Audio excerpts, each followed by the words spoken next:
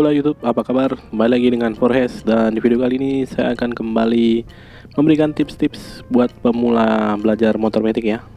Kali ini temanya adalah di jalanan yang asing atau jalanan yang belum pernah kita lewatin. Oke, buat teman-teman yang baru nonton atau baru bergabung di channel ini, yang mau belajar motor atau yang sedang belajar motor dan menemukan kendala, silakan dicek playlist belajar motor metik. Di situ sudah ada tutorialnya dari yang benar-benar nol, yang nggak bisa naik motor, nggak bisa naik sepeda, bahkan di situ sudah banyak tutorial yang saya bagikan ya. Silahkan ditonton, disimak sampai habis. Semoga bisa cepat lancar ya. Oke, jadi dalam beberapa tahun terakhir itu saya cukup sering melewati jalan asing ataupun jalan yang saya nggak pernah lewatin dan kurang familiar ya. Jadi misalnya pada saat saya ke Bandung itu jalanannya pasti baru. Saya ngelewatin Puncak terus sampai ke Cianjur dan seterusnya ya sampai ke Bandung.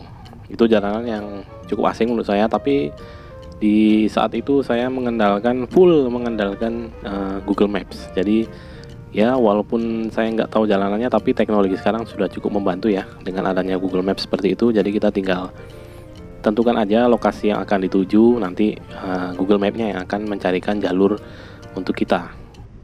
Jadi tips pertama dari saya itu adalah gunakan dulu teknologi seperti Google Maps, Waze, dan lain sebagainya. Itu bisa teman-teman buat prepare atau sebelum berangkat itu buat supaya teman-teman tahu itu ngelewatin daerah mana itu, supaya teman-teman lebih punya gambaran ya. Jadi pada saat sebelum berangkat itu teman-teman pastikan itu persiapan, lihat Google Maps. Kalaupun memang harus teman-teman itu melewati daerah sangat terpencil sekali, saran saya sih di googling aja ya. Jadi cari tahu sebanyak-banyaknya informasi apa yang bisa teman-teman mungkin berguna di saat perjalanannya nanti. Misalnya kalau ada jalanan yang cukup jelek ya, cukup rusak, ataupun jalanannya itu mungkin sedikit rawan, itu mungkin teman-teman nggak bakal dapatkan informasinya dari Google Maps, tapi bisa dari Google. Jadi misalnya ini kalau teman-teman ngelewatin daerah yang cukup terpencil sekali, itu biasanya agak rawan ya, jadi harus dipersiapkan masa-masa. Misalnya kalau ini daerahnya rawan, terus teman-teman kalau sebisa mungkin sih saya kalau daerah yang cukup rawan gitu, saya nggak melewatinya pada waktu gelap. Jadi saya melewatinya pada waktu siang dan seterusnya seperti itu ya. Jadi teman-teman cari dulu informasinya, jalanan seperti apa sih yang bakalan dilewatin ini, karakternya seperti apa. Misalnya kalau jalanannya cukup ramai penduduk seperti ini, mungkin masih enak ya. Tapi kalau di kiri kanannya itu kebun, ya was-was juga kalau kita malam-malam gitu ya. Apalagi udah gelap, terus kendaraannya nggak banyak yang lalu lalang, itu cukup membuat was-was. Oke, jadi yang pertama tadi itu gunakan teknologi. Terus kemudian yang kedua itu pasti akan kita alami, itu kita tersesat gitu. Jadi kalau misalnya teknologinya itu malah menjerumuskan, biasanya sih saya kadang-kadang dijerumuskan juga oleh si Google Map ini. Kadang-kadang dia pakai jalur yang nggak dilewatin orang umum ya, tapi ada jalurnya tapi nggak dilewatin orang umum. Seperti misalnya jalur trek-trekan gitu. Misalnya motor ini ya, motor trek-trekan gitu ya, kayak KLX dan sebagainya itu. Nah, itu biasanya saya kadang-kadang ketemu juga jalan yang seperti itu. Dan itu biasanya saya ngikutin Google Maps, nah pasti nyasar. Nah pas udah sampai situ biasanya caranya saya ya seperti biasa, tanya ke penduduk sekitar. Jadi pada saat nanya penduduk sekitar ini juga saya biasanya itu nggak langsung asal berhenti asal nanya aja ya, tapi saya pastikan dulu misalnya ini di tempat yang saya mungkin lebih aman ya untuk bertanya, misalnya di warung atau di kedai gitu ya, seperti itu. Saya bisa bertanya, walaupun memang kemungkinannya itu pasti ada orang yang denger itu ya, kita nggak tahu niat orang ya. Kalau misalnya orang denger kita kayak nanya-nanya jalan, itu biasanya wah ini bukan orang sini nih, bisa dikerjain seperti itu ya. Nah ini ya, seperti teman-teman lihat ini, kalau di kiri kanannya ada ladang-ladang atau ilalang-ilalang seperti ini, kalau ngelewatin pada malam hari bakalan cukup was-was.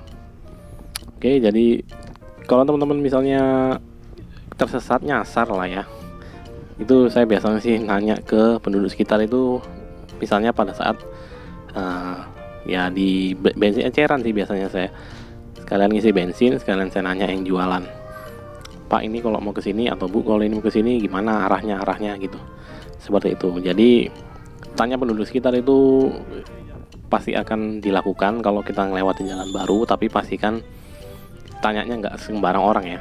Kalau kita ngelihat ada pemuda-pemuda nongkrong, wah bau-baunya juga bau-bau alkohol, masa kita tanya di situ, kan nggak mungkin. Pasti kita cari tempat yang memang kita rasa aman dan nyaman untuk kita bertanya untuk arahnya, supaya kita nggak nyasar. Oke, terus kemudian nah ini masih lanjutannya dari nyasar itu adalah, misalnya itu kalau nyasar itu kan jalannya pasti ke pencil-pencil gitu ya. Itu pastikan kita kembali ke jalan yang utama, jalan raya utamanya.